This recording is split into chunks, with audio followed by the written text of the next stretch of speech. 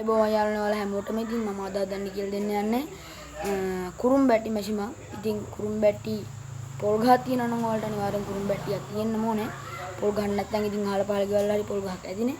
ඒකකින් හරි පොල් ගහකින් කුරුම්බැටියක් ඔයාලට ඕනේ. ඉතින් ගොඩක් ලොකු අය මේ කුරුම්බැටි මැෂින් හදන විදිහ දන්නවා. ඉතින් පොඩි අය දන්නේ නැහැ. එයාලට තමයි මම මේ වීඩියෝ එක ගේන්නේ. ඉතින් මේ වගේ ටික ප්‍රමාණයෙන් කුඩා කුරුම්බැටියක් ඔයාලට ඕනේ. ඒ වගේම අමු ඉරටු මෙන්න මේ වගේ අමු ඉරටු ටිකක් ඔයාලට ඕනේ.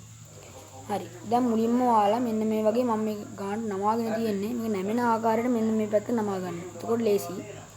මෙන්න මෙහෙම හිල් කරලා දා ගන්න මෙන්න මේක. ඒ පැත්තටම නමලා අනිත් පැත්තට මෙන්න මෙහෙම ගහ ගන්න. හරි. මම ගහගත්තා. ඔයාලට පේනවාද මෙන්න.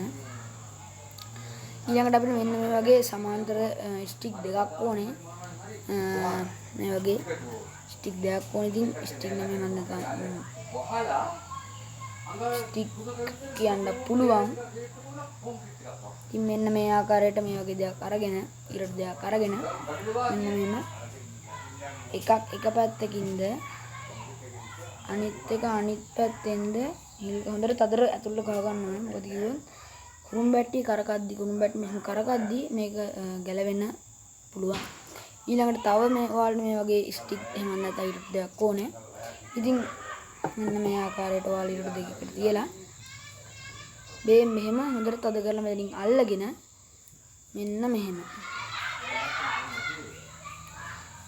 මේ දැන් මේ දෙක තියෙනවානේ. මෙන්න මේ දෙක මැද්දෙන් මේක දාන්න ඕනේ.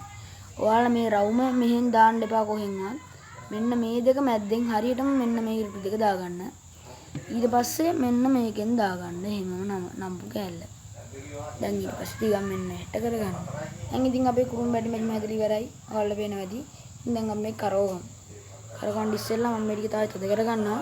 මොකද කිව්ව මම මේක 4-5 පාරක් හැදුවා. ඒව ගැලවුණා මම හදද්දි කරකද්දි. ඒ හින්දා තමයි මම තද කරගන්නේ. හරි අපි කරකවල බලමු.